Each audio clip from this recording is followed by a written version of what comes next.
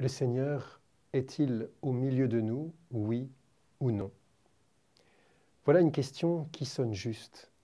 C'est la question qui nous revient quand nous voyons les souffrances de notre monde avec toutes ces injustices et ces drames. Quand nous voyons aussi le mal qui semble prendre le dessus dans nos familles ou dans nos communautés. Le Seigneur est-il au milieu de nous, oui ou non? Dans le désert, au temps de l'Exode, il y avait un Moïse qui prit son bâton, son morceau de bois, et qui frappa le rocher, et l'eau s'est mise à jaillir. C'était clair, Dieu est là, Dieu prend soin de son peuple, Dieu nous donne à boire. Nous voudrions bien un Moïse qui nous montre que Dieu n'est pas le grand absent de notre siècle, que Dieu n'est pas mort, que l'injustice n'a pas le dernier mot, qui nous montre que Satan n'est pas en train de gagner la partie. Chers amis, ce Moïse, nous l'avons.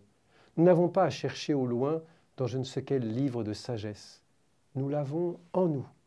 Tu le portes en toi. Il y a en toi quelqu'un qui t'aime et qui n'attend que ton oui pour faire jaillir une source en toi. Le rocher, c'est ton cœur, c'est mon cœur. C'est vrai que notre cœur est bien dur, mais par le bois de la croix, Jésus y fait jaillir une source de vie. C'est ce que Jésus a dit à la femme de Samarie.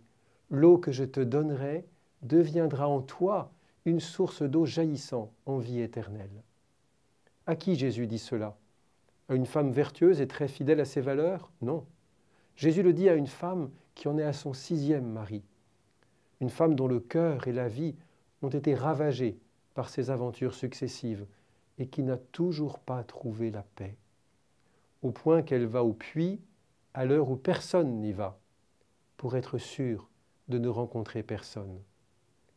Parce qu'elle a honte. Mais Jésus, par le bois de la croix, vient briser la prison de la honte que nous avons construite dans notre cœur. Jésus n'attend pas que nous soyons parfaits pour nous aimer. Saint Paul, le grand miséricordier de Dieu, a cette phrase extraordinaire, « La preuve que Dieu nous aime, c'est que le Christ est mort pour nous alors que nous étions encore pécheurs. » Accepter de mourir pour un homme juste, c'est déjà difficile. Peut-être quelqu'un accepterait-il de mourir pour un homme de bien. Mais lui, Jésus, a choisi de tout perdre pour nous qui étions ennemis de Dieu. Il s'est dépouillé de tout, pour toi, pour moi. Le mal n'a plus le dernier mot. Et c'est cela que nous sommes appelés à dire au monde. Regardez la femme de Samarie. Elle devient une apôtre extraordinaire. Elle n'a pas attendu pour aller témoigner auprès des siens. Elle leur a dit, voici un homme qui a dit tout ce que j'ai fait. Ne serait-il pas le Christ? Un homme qui ne m'a pas regardé de haut. Venez voir un homme qui ne m'a pas regardé avec convoitise. Venez voir un homme qui ne m'a pas jugé. Venez voir un homme qui a posé sur moi un regard d'espérance.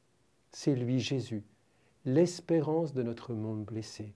C'est lui qui nous sauve de nos égoïsmes. C'est lui Jésus qui veut faire de ta vie un chef-d'œuvre d'amour. Vas-tu lui permettre? Mets-toi à l'école de Marie, mets-toi à l'école de Saint Joseph, et tu pourras vivre pleinement de Jésus.